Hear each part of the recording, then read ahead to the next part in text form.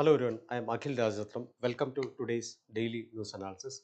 Today, January 30th. Today is Martyrs Day, the day Mahatma Gandhi left us. Even though he is not with us anymore, his legacy, the ideals he has brought to us, like truth, ahimsa, all these things we are still following, and it is making our nation prosperous. Let's uphold those values and live in peace. So, with that note, let's move on to today's topics. So these are the five topics I've taken for today's daily news analysis. First one is regarding India's milk divide. Okay, so this is saying that there is actually some disparities in the milk, whether it be from rural area, rural urban divide, or between some states or between some social groups, and there is a divide in the milk. Another one is regarding triple talaq law. So recently, SC has made some statements regarding the status of triple talaq law and its prosecutions. Third one is regarding nuclear fusion. Okay, so this is regarding the East reactor of China. So recently, China has conducted some experiments in this East reactor, and they are progressively moving towards a nuclear fusion reactor. So third one is regarding that. Fourth one is regarding the Pradhan Mantri Surya Yojana, Suryaghar Yojana. So regarding the rooftop solar, so we'll be discussing what is the statistics on that. Okay. Final one, it's regarding it's a small snippet only regarding what is National Critical Mission, which was proposed by Government of India. So they have allotted some fund also. New allocation is also good. So we'll be discussing that in brief. Okay. All right. Before discussing the topics, let me introduce you to our topics, our products. So we have two important products coming up. One is a 1 year prelims comes main school. So this will be for the students who are aiming the 2026 examination. Another one will be for the 2 year prelims comes mains integrated course. So that will be for students who are aiming the 2027 examination. Okay. So what are the features of our program? So we'll be giving you 800 plus hours of GS and CSAT. Along with that, we have 200 hours of current affairs also. Obviously, we'll be giving you a micro schedule so that you can split up the topics, and your studies will also become easy. Obviously, we'll have expert faculty for all the subjects, and definitely regular testing is also done for both mains as well as prelims. Okay. All right. So now let's move on to first topic. All right, so this is regarding the milk divide in India. Okay, so this article highlights that even though the white revolution means something which was brought to improve the milk productivity in India. So even though white revolution was successful, but as of now, if you take the recent statistic, there is a huge divide, huge disparity in the consumption of milk in India. So that is what this article is talking. Okay, all right. So we'll see a previous year question in this regard. Explain various types of revolution took place in agriculture after independence in India. How have these revolutions helped in poverty alleviation and food security in India? Okay, white revolution is also one among them. We have green revolution, we have pink revolution, like that. White revolution is also very important. Okay, all right. So we'll see what was actually the status of dairy production in India pre white revolution. Okay, so what led to white revolution? So this was actually the condition of India before white revolution. So we were actually having a very huge shortage of milk. Okay. So basically India was an importer of milk. Okay. Basically India was an importer of milk. Usually we'll be importing the milk from countries like US and all. We have been importing milk from countries like US as well as New Zealand. So what is the issue? What will happen here?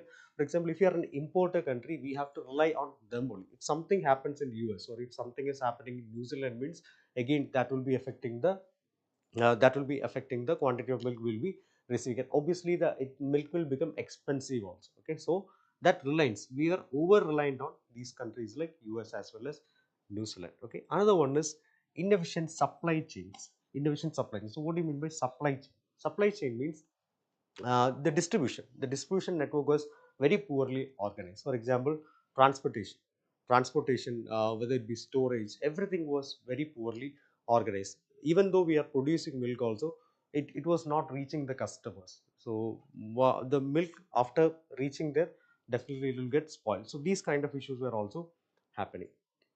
Okay, another one is low dairy productivity. Low dairy low dairy productivity. For dairy production also we need, we need many facilities, like for example veterinary health. That facilities were not there. Feed was not proper feed was not provided for the cow. So these things were also there. So that was also another area of concern for us. Another one, limited rural development. Mostly the milk was produced in this rural area. So rural areas, the roads were not developed. So roads were not developed, means there will be delays to carry this milk away to the collection centers and all. So again, in that way also milk got spoiled. So that issues were also there. Another one, again, all this led to the nutritional deficiencies. For example, people were not able to get milk. So people were not able to get milk means milk was one of the major source of vitamins and all. It's kind of considered as an all vitamin thing. Okay, so that led to nutritional deficiencies, especially in the children as well as women. Okay, so this was actually the condition pre white revolution. So this led to this actually forced us to have some very important initiative. We need to have very important initiative in this dairy sector. Okay, so one person who was behind this is Dr. Verghese Kurian. Dr. Verghese Kurian. So he created a program, a nationwide initiative that was launched in 1970s. That was named as Operation Flood. That was named as Operation Flood. Okay, Operation Flood. So through Operation Flood, what he did is, like, these are some of the initiatives he have created in this Operation Flood. Okay, so major initiative is created dairy cooperatives. Dairy cooperatives. The famous one is Amul in Gujarat, in Anand in Gujarat. So dairy cooperative. So what is a cooperative? Cooperative means the farmers will be coming together. Farmers will be coming together and they'll be collectively fighting for their this, whether it be the selling or whether it be the productivity, increasing the productivity. They'll be making collective and they'll be doing it. So what is the advantage of that? Middlemen can be reduced. Okay, middlemen can be reduced and the farmers will be getting more profit. So he created dairy collectives, and one body was also created, that is National Dairy Development Board. Okay, so this National Dairy Development Board took care of all the, they were actually leading the initiatives which were taken in this dairy development sector. Okay, so eliminated middlemen. So what was the advantage of that? Profit. They were able to make high profit. Why? Because earlier these people were not able to go to the markets, especially in this urban area. So somehow this middlemen will be coming and they'll be exploiting the farmers, though. So they had to sell to these middlemen. They had to sell to these middlemen for a lower price. So that affected the profit. So basically dairy was not becoming a profitable sector. Okay, so since these cooperatives were created, after that dairy became a much more profitable business. And obviously new technologies were also adopted, like better feed was given for the cows and all, and also better infrastructure facilities were also created. So all this led to something known as white revolution, and it transformed India into the world's largest milk producer. So earlier we were dependent on other countries, especially countries like US and New Zealand for this milk, and we were an importer country. Okay, as of now, India is the world's largest dairy producer. Okay, so by this started in 1970s only. By 1997, more than 7 million farmers were involved in this dairy sector. Okay, all right. So that is the statistics of uh, dairy production in India. So that led to white revolution. So as of now, if you take India's stand, so India is the largest producer of milk globally. India is the largest producer of milk globally. Okay, and it contributes nearly 24% of the world's milk output. Overall, 24% of the global milk output is contributed by India. Okay, so this is the latest statistics of 2024. So estimated production is 212.7 million metric tons. Overall milk production in India is 212.7 million metric tons, and it is one of the growing agricultural industries also. Okay, allied industries also. Its growth rate is 3%. Annual growth rate is 3%. But even though this is the case, the report is saying that there are some disparities in the consumption as well as production. Okay, so that is what a recent survey has highlighted. Okay, so this is actually the findings of the HCES survey, which was conducted by NSSO. Okay, HCES House Consumption Survey, which was conducted by National Sample Survey Organization. Okay, so they have highlighted that there is actually an income disparity. There is actually a disparity in this milk consumption. The top rich families, top rich families. So top 10% of the families, they consumes 3 to 4x more milk than the lowest 10% of the families. So this is one of the statistics which they have uh, released. Okay, another one is the poorest 30% consume only 18% of the total milk. Okay, so poorest top 10% consume 3 to 4%, 4 times more milk than the lowest 10%. Another one is the poorest 30% consume only 18% of the total milk. So basically they are saying that this is because of the income disparity. Okay, so milk is becoming expensive, milk is becoming expensive, so that only the wealthier families are able to afford this milk. For example, the if the wealthier families is consuming 1 liter of milk, the poor families, they are able to consume only 250 ml or less. Okay, so this is what they are saying. So milk has become an expensive food item, which was not the case earlier.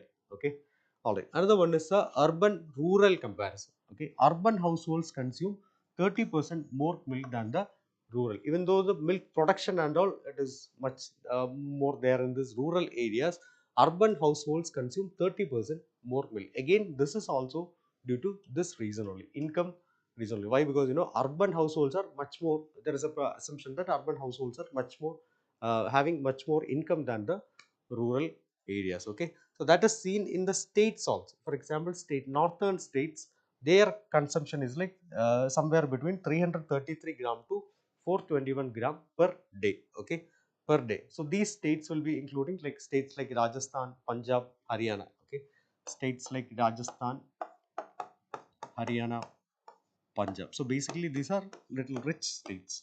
Okay, so these richer states, they will be consuming more milk. Okay, around in that range. But if you go to the eastern states like Chhattisgarh, Odisha, West Bengal and all, so their consumption is very low compared to this.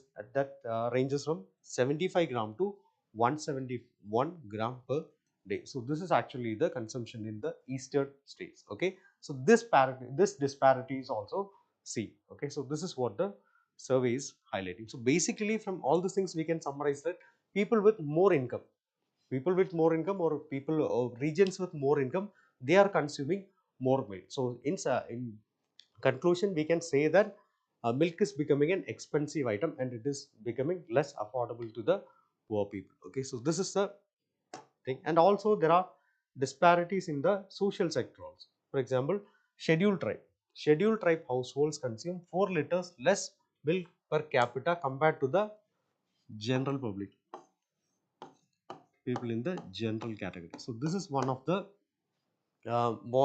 things which this survey has highlighted. Another one is affordability issue.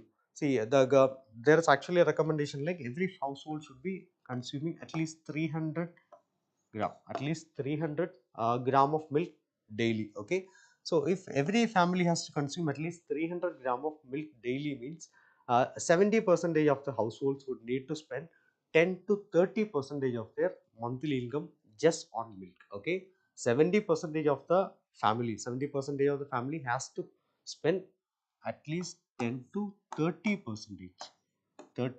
of the total monthly income just for buying milk. Okay, so there is an affordability issue here. So that is what it is saying. So what they'll be doing, they have other needs also, right? So obviously they'll be reducing the milk consumption. Okay, so this is another important thing which was highlighted from here. Okay, again in vulnerable groups also we can see that there is an inadequate distribution is there. For example, vulnerable group means children, women,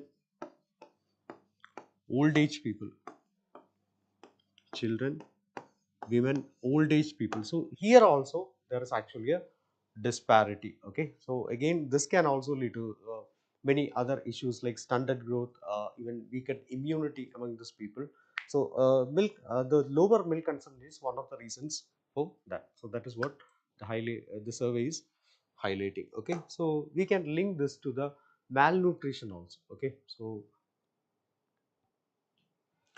yeah, India is actually facing something known as a triple burden of malnutrition. Triple burden of malnutrition. So one is undernutrition. One is undernutrition, like the name suggests, undernutrition. Okay, undernutrition means we are not getting proper nutrition. For example, stunting, it can lead to stunting. It can lead to stunting. So stunting means what? You'll be having a lesser height than based on your age. Okay, so that is stunting. Wasting is also there. Wasting means lower weight. You won't be having the proper weight which you are supposed to have in your age. Okay, so underweight, stunting, wasting. So these are some of the things which we can include in the undernutrition. And also another one is micronutrient deficiencies. Micronutrient deficiencies. Micronutrient deficiencies means, for example, some vitamins will be there, some minerals will be like iron and all will be there. So this is also we'll be getting these micronutrients from milk only. Okay, so what will happen here is, if the milk consumption is lowered means other disease. For example, if iron content is low, it can lead to situations like anemia. Okay, so that can also be there.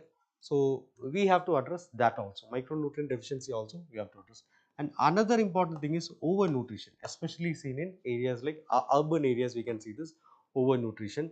So basically, non-communicable diseases, obesity and all can be caused due to this overconsumption of milk products. Especially if you are combining a lot of sugar with this milk products, this can lead to overnutrition. So this is actually the triple burden India is facing. Okay, so we can link this to the milk consumption also. Again, this is the statistics. Urban mothers is in the lowest wealth quarantine, 20.6% underweight and 57.4% affected by anemia, especially in the women aged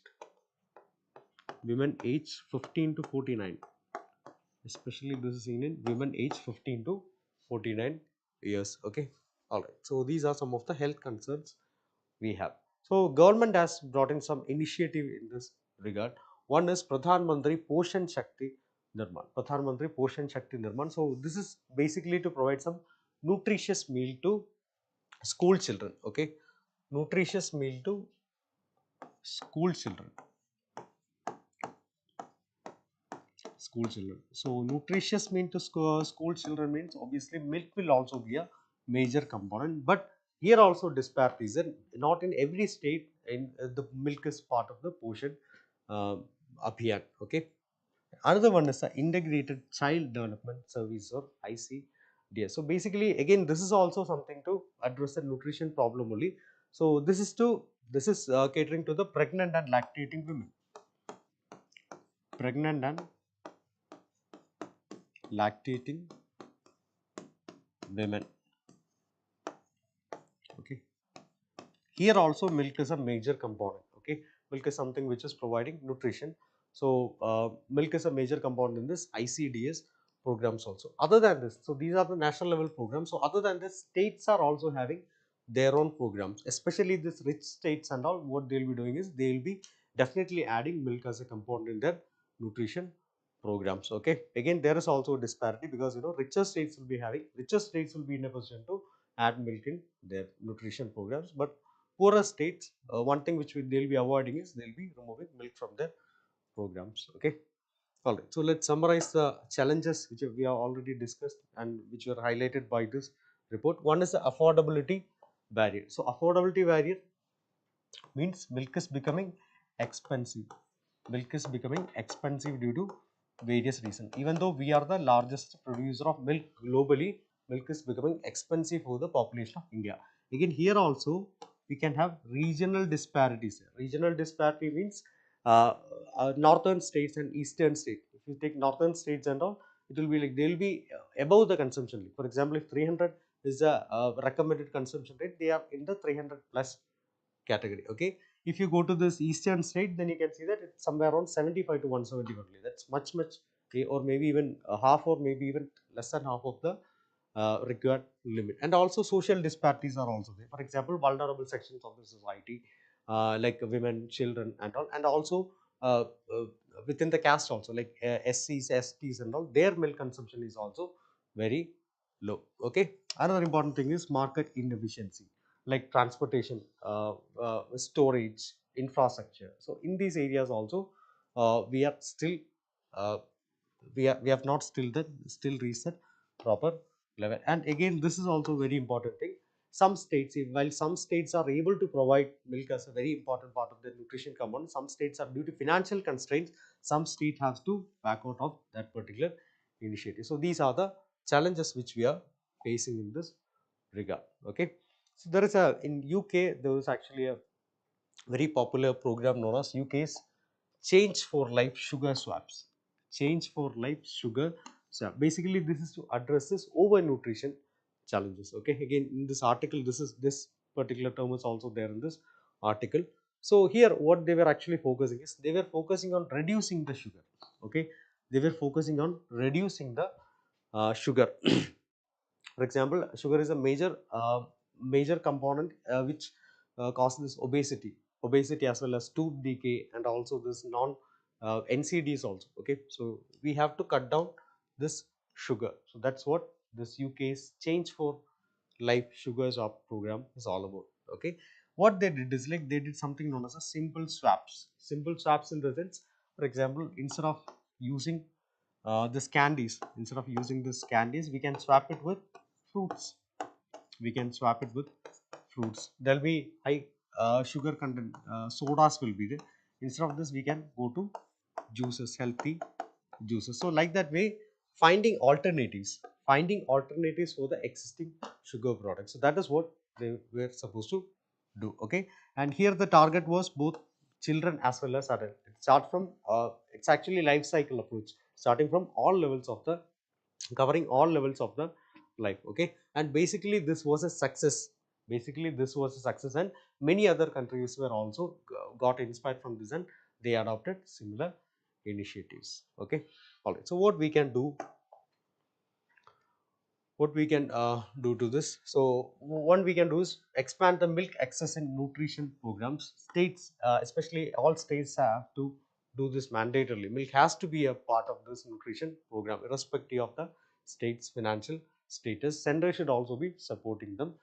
So innovative financing models, innovative, like private partnerships can be partnership, even CSR programs can be there, so that can be utilized for this. And also milk coupons, like food coupons, we can provide milk coupons, especially in areas with well established dairy cooperatives like Anand, Amul and all. So like that area, we can provide milk coupons. Okay, and there should be nutritional awareness campaigns. Why milk is important, why milk should be part of our diet, so that we also, it should be there. Okay, moderation affluent consumption. Okay, so encourages wealthier population to reduce their intake and go for other alternatives, so that it will be available for everyone. So, and expense, it will not be expensive also. Okay, so basically we need to go for a multi-pronged strategy, expanding the milk provision, promoting affordability and raising awareness. Okay, so this should be our strategy to reduce the bridge the divide in milk. Okay, all right. So this is what the article was saying. Moving on to next one. All right. So recently Supreme Court has directed the center to gather the data on number of criminal case which was filed in the triple talaq case. Okay. So here we'll be discussing what is this triple talaq, what is actually the history of this, and what is actually the present context. Okay. All right. So we'll see a question, previous year question. This was asked in 2020. Customs and traditions suppress reason leading to obstructionism. Do you agree? Okay. All right. So we'll see what this triple talaq is. So basically, triple means three. Okay. So triple talaq means allowing a Muslim man to divorce his wife by announcing talaq three times. Okay. So if he's saying talaq, talaq, talaq three times, at that time, with immediate effect, that marriage is held void. Okay. So this is basically triple talaq. Even this need not be in front of a priest. Need not be in in any specific area, and it can even be done in social media. It can even be done in through phone. It can even be done in letter or medium, doesn't even matter, even through written, verbal, whatever it be, this talaq is valid. Okay, so this is what triple talaq is. Okay, so what is the criticism, what is the issue with this triple talaq? It is seen as unfair to women. For example, if there is this very small issue also, men can do this. If they are pronouncing this talaq three times, then that marriage will be void. women will be mostly dependent on these men. So if suddenly a divorce is happening, it is very much unfair to the women. Okay, so basically this is a bias towards men. So that is what the argument is, where women are left without any protection or any support when this is happening, and there is no appeal provisions also. Okay, so that is what is triple talaq. Okay, so what happened in 2017 is, what happened in 2017 is, Shaira Banu.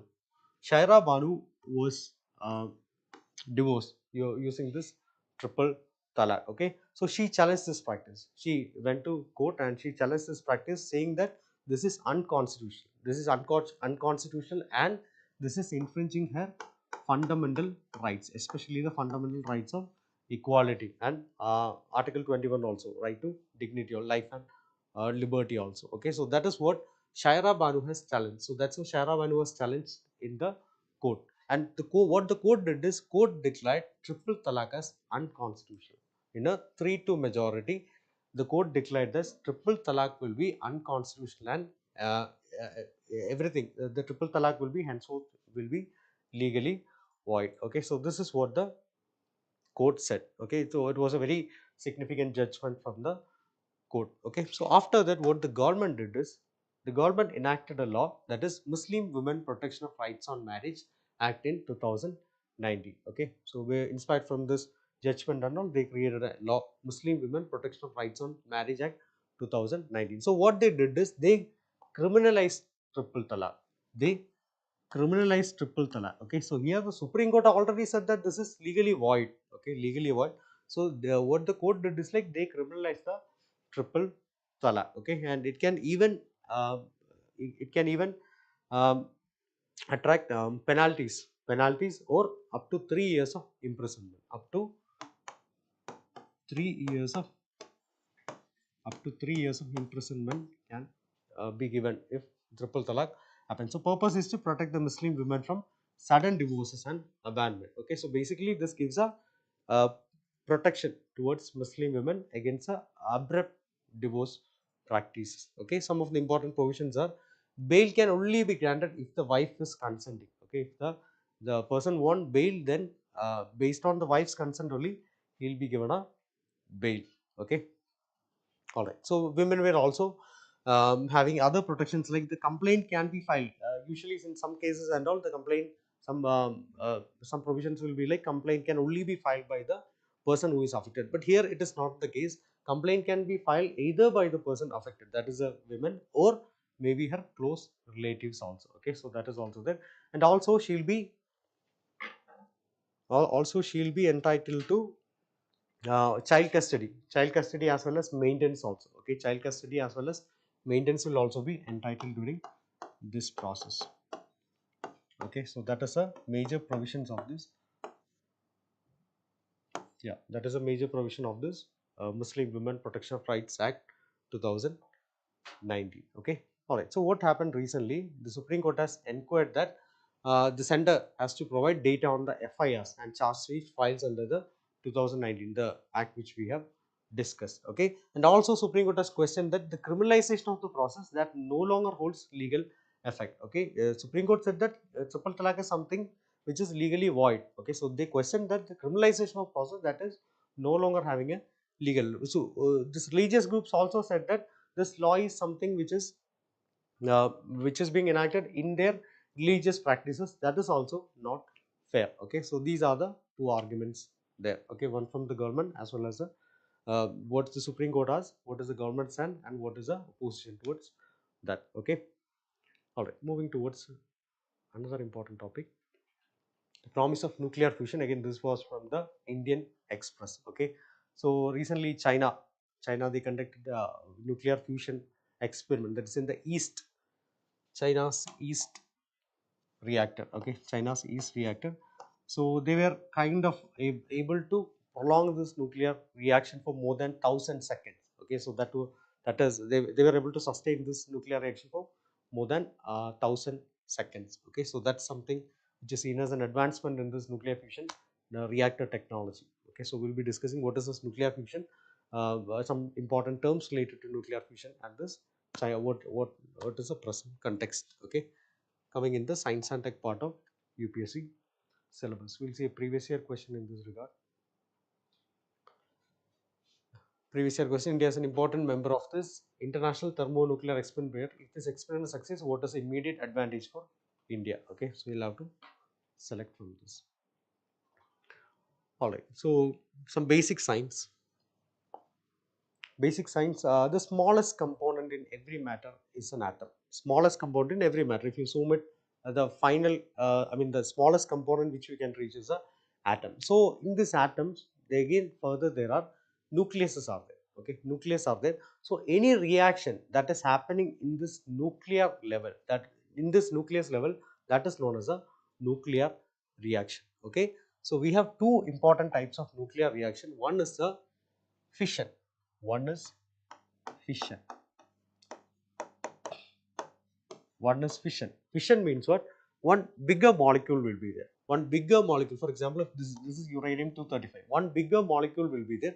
So what we will be doing? We will be hitting it with a nuclei. So at that time, again this will become two or maybe more than two smaller nuclei. And what will also be released? Energy will also be released. Okay, so we can tap this particular energy.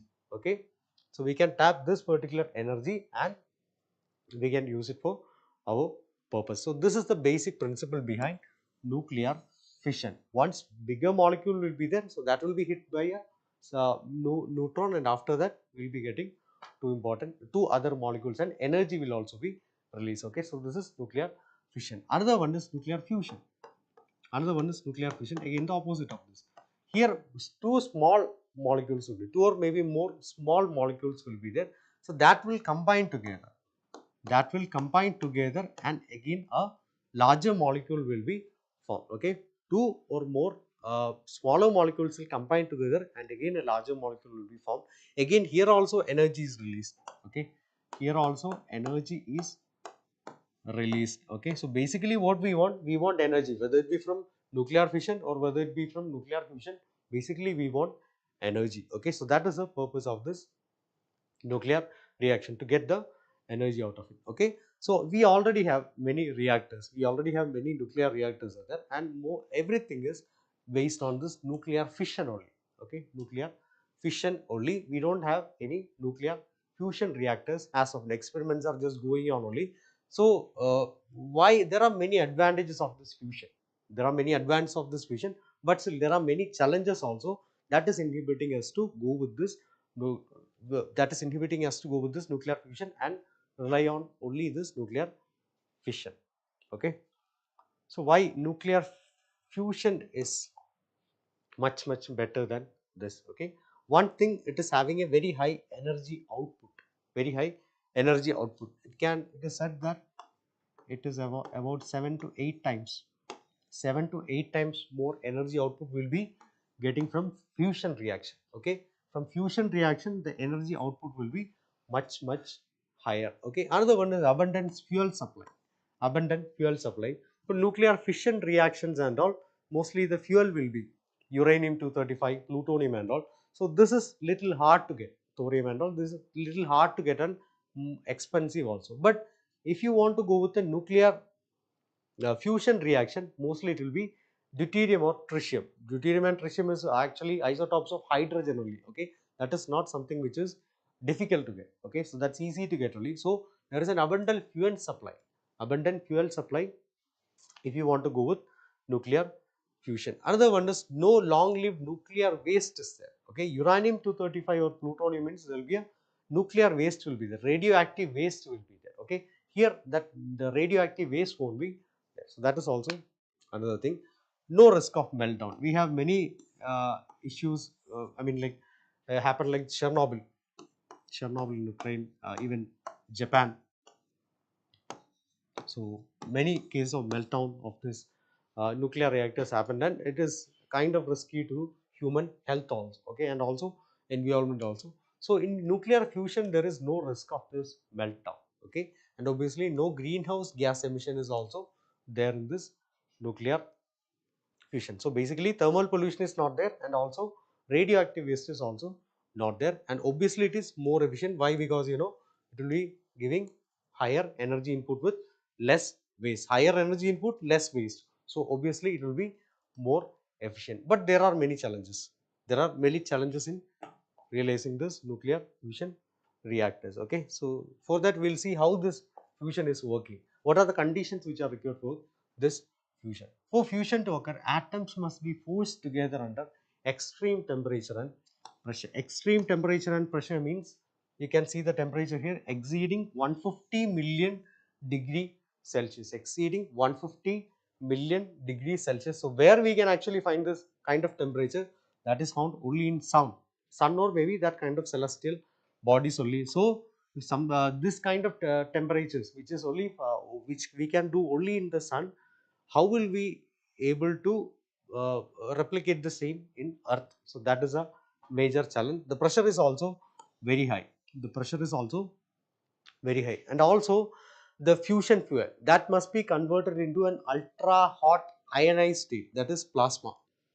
That is plasma. It should not be in it need not be in it cannot be in solid state, it cannot be in liquid state, it cannot be in gaseous state, but it should only be in plasma state. Achieving plasma state in earth is also little difficult. Okay, plasma is actually the fourth state.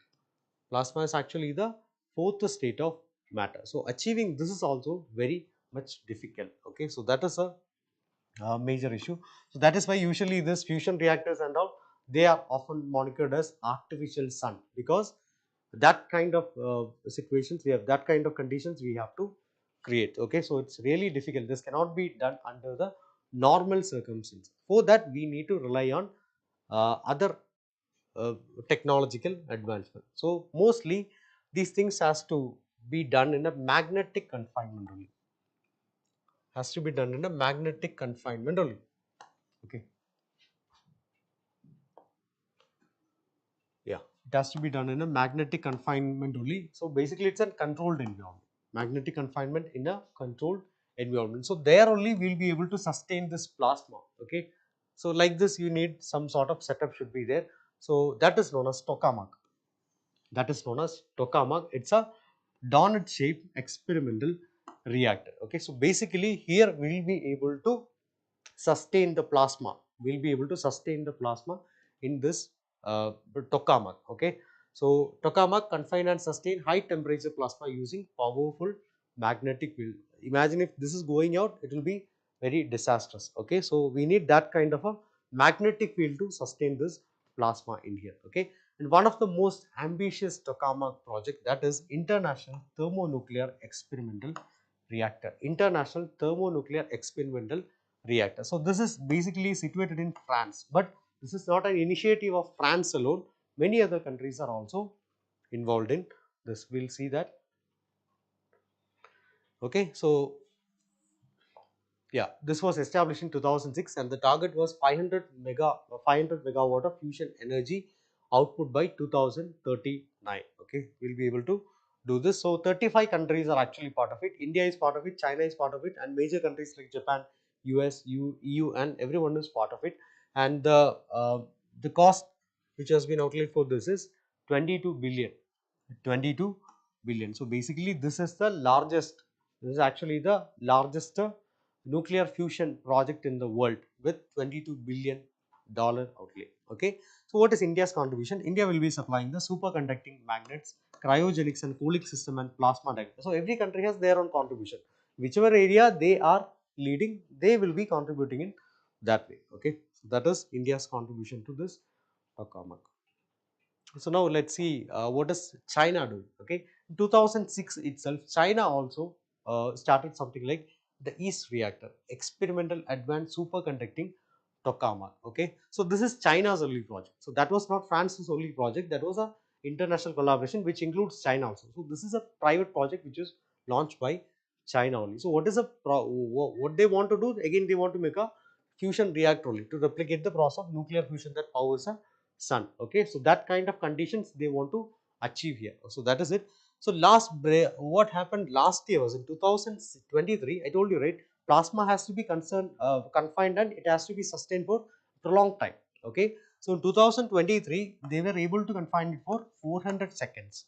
They were able to confine it for 400 seconds. What happened in now? What happened now? This is actually the latest. So now from 400 they were able to increase it to 1000 plus seconds.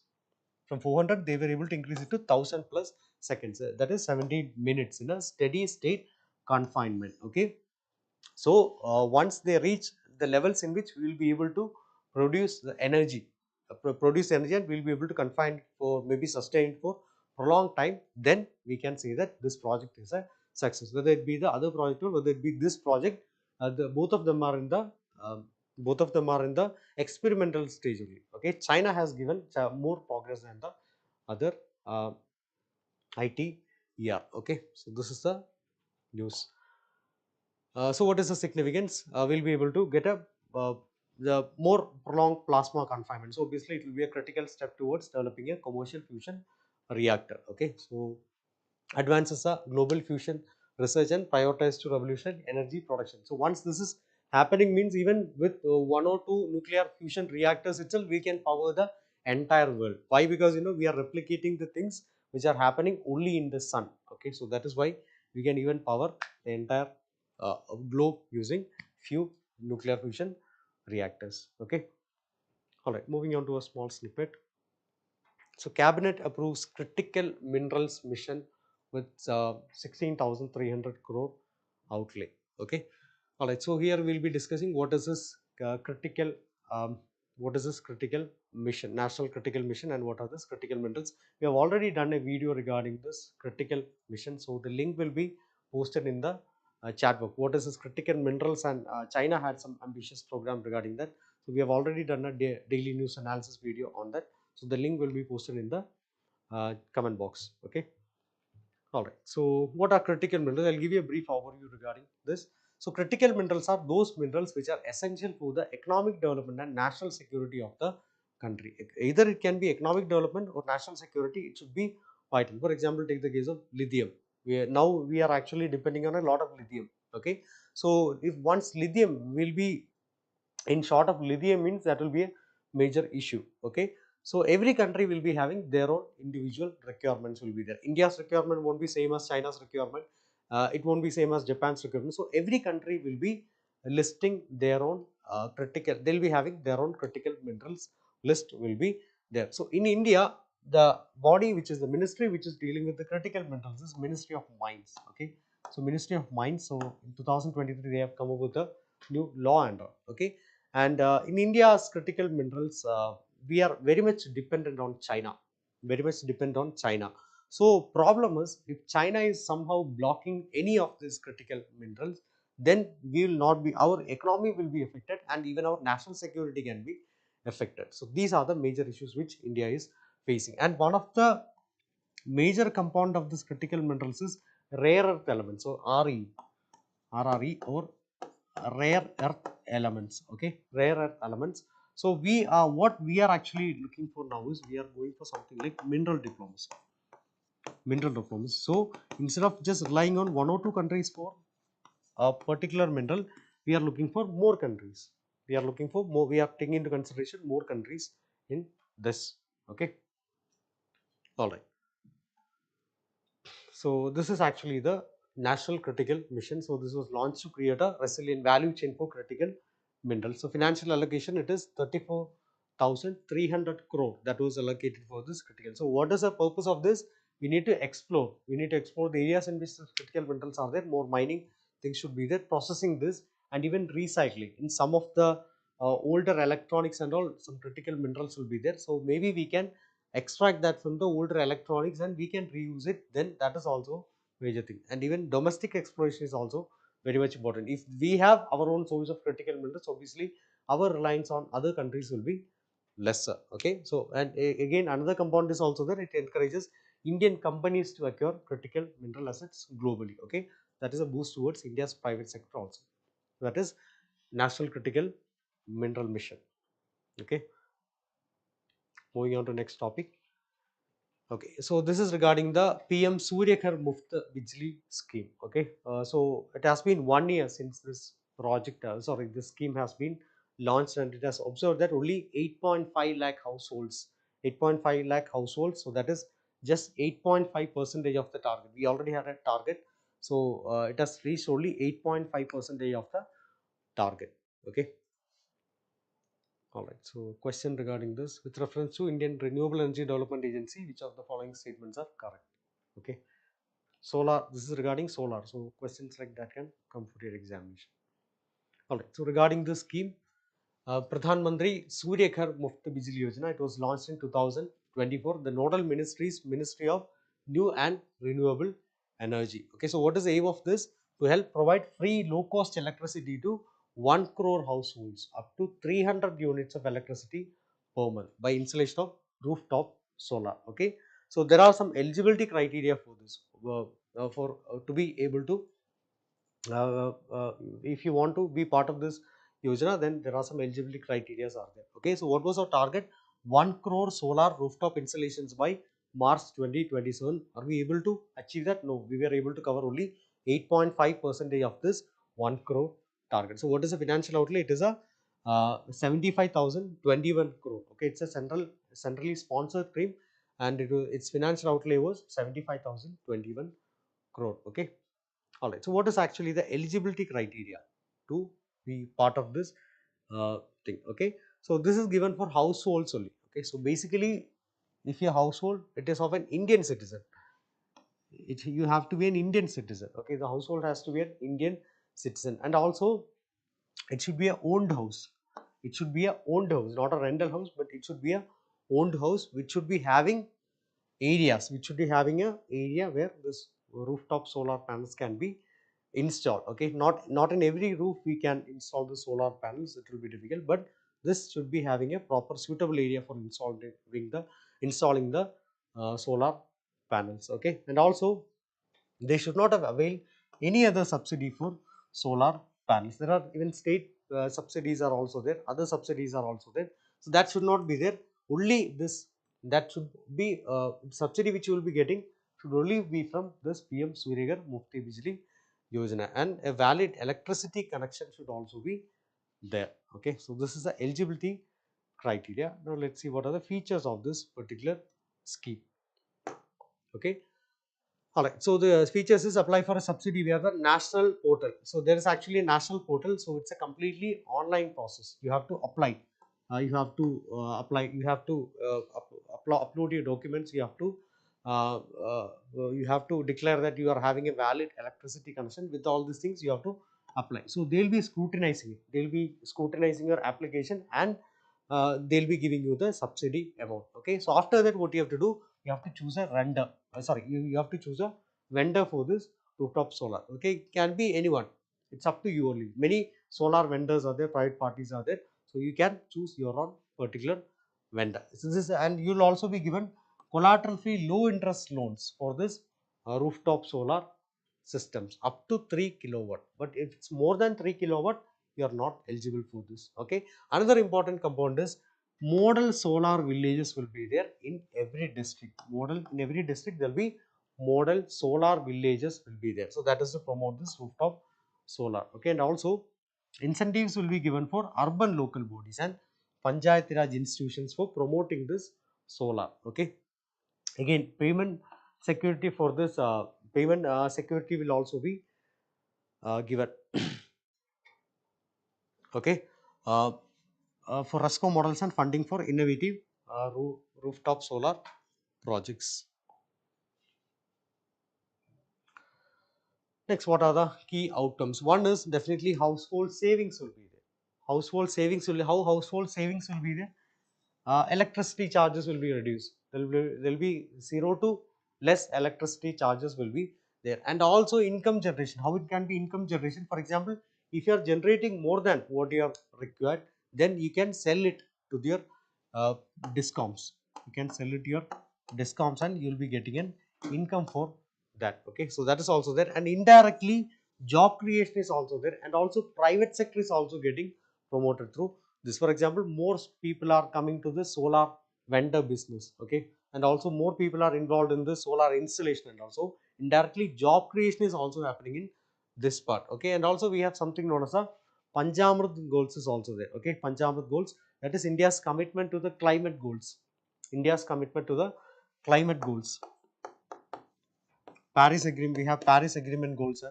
Also, we have India's own, uh, we have India's own commitments to this Paris Agreement and all. We will be installing this much solar energy, this much electricity will be coming through renewable energy sources. So, this is if more people are coming to this, and fossil fuel or non-renewable energy non-renewable energy use will be less. Okay, so that way also it will be beneficial. Okay. All right. So next, moving on to this, what is this model solar village? Okay. So there is actually an allocation of 800 crore in this model solar village component. So what is the criteria? It must be a revenue village. This model solar village should be a revenue village with a population of over 5,000 people. More than 5,000 people should be there in this revenue village, and also the select villages are selected through some competitive process. Will not every village will be qualified for this, but there should be some criteria. One is this population criteria, and other than that some other criteria is also there. And who will be identifying this? In every district there will be DLCs, will be there, district level committees will be there. Okay, so this district level committee through a competitive process will only be deciding which village should be selected for this model solar village. Okay, and in every state or union territory there will be renewable energy development agency to oversee what is actually how these things are ongoing in this area. Okay, all right. So these are the important uh, topics which headlines of today. Okay, all right. Now let's move on to the main practice question regarding the milk divide. So despite India's achievement as world's largest milk producer, significant regional and social disparities exist in milk consumption. Examine the reasons behind this inequality and propose solutions to make milk more accessible, especially in rural and underprivileged regions. Okay, so basically you have to focus on the regional and social disparities here. Okay, so what are the regional and social disparities in the milk consumption, and examine these reasons, examine those reasons, and make it and suggest solutions to make it more affordable and accessible, especially in this rural and underprivileged regions. Okay, so what we can introduce, we can briefly introduce India's position. Like India is a globally, India is a world's largest milk producer, and again you can address these issues like regional and social disparities. Where this regional and social disparities, I mean, highlight the importance of addressing these disparities from the economic point of view. Okay, in the body you can write what are the reasons for this inequality. Income disparities will be there, poor as well as there is a divide, poor rich poor divide is a regional variation is also like northern states, eastern states, social various factors like caste based on SC, ST and general, how they are actually consuming. So that we have discussed like now that general public is consuming more than 3 to 4 times of the milk consumption of this SCs. Market inefficiencies like poor distribution system, transport inefficiencies, all these things you can include in this. And again another one, what are the solutions? What are the solutions? So we can give solutions for all these things like supply chains have to be improved, better infrastructure has to be made, better schemes has to be brought by the government, better financial support, and again people has to be informed regarding this nutrition programs and all. So like that way you can write the body, and in the conclusion can conclude it by summarizes what are the causes of inequality, emphasize the need for a comprehensive approach to deal with this. Like that way you can conclude this answer. Okay, all right. Next we'll be discussing the prelims practice questions of yesterday's DNA. Okay, today's DNA you can go to our website navigator.narayana.com and you can see the questions there, you can answer it there itself. Okay, we'll be discussing that tomorrow. All right. So consider the following statements with reference to tungsten. It's a naturally occurring element that is characterized by low durability, prone to wear and tear, and bad conductors of electricity. Okay. Another one, US is a leading supplier of tungsten, followed by China. Government of India has designated tungsten as critical mineral due to its critical role in defense technology and industrial application. Okay. So basically, first statement is wrong. Okay, it's a naturally occurring. It's a naturally occurring chemical element. So tungsten is highly durable. It's not low durability. It is high durability. Okay, so this statement is basically wrong. It's not low, it's high durability. Okay. US is the leading supplier of tungsten, followed by China. That's also wrong. China is the major supplier for India. Leading supplier is China. Okay. Next one, Government of India has designated tungsten as critical mineral. Yes, that is correct. Tungsten is one of the critical minerals. Okay. So correct answer is D. 3 only. Next one, denotified tribes were classified as criminal tribes under Criminal Tribes Act of 1871 by British, but were denotified act after India's independence. Okay, so that is the definition of denotified tribes. That is correct. Next one, all nomadic tribes are denotified tribes, but not all denotified tribes are classified under scheduled caste, scheduled tribes or other backward class. Basically, it's reverse. Not all nomadic tribes are denotified tribes, but all denotified tribes fall under nomadic tribes. So this statement is wrong. Okay. Denotified tribes commemorate their denotification on 31st August, known as Vimukta Jadi Day. Okay. So basically, this is correct. So 1 is correct, 3 is correct, 2 is wrong. Okay. Correct answer is 1 and 3. C, 1 and 3. Okay. All right. Next one. With reference to India's education initiative, consider the following statements. National Education Policy 2020 aims for universal FLN in primary schools by 2025 through a national mission and state level plans. That is basically correct. Okay. This is basically correct. Nipun Bharat aims for FLN by grade 5 by 2026-26, focusing on teacher training and learning materials. Okay, so that is also basically correct. So correct answer is both 1 and 2. Okay, all right. So these are the answers for yesterday's daily news analysis. Glimpse questions of yesterday's daily news analysis. So these are the questions of today's daily news analysis. You can go to our website navigator.narayana.com and you can answer it there itself. So we'll be discussing these questions tomorrow. Okay. All right. So that's it for today's daily news analysis. Thank you for joining.